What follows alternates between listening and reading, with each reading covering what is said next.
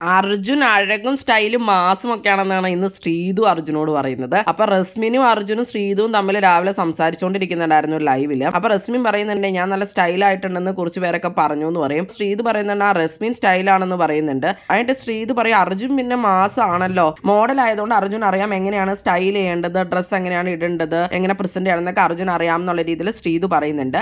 എന്നിട്ട് ശ്രീതു പറയും അർജുൻ അഴകാ സ്റ്റൈലായിട്ടുണ്ടെന്നൊക്കെ പറയുന്നുണ്ട്.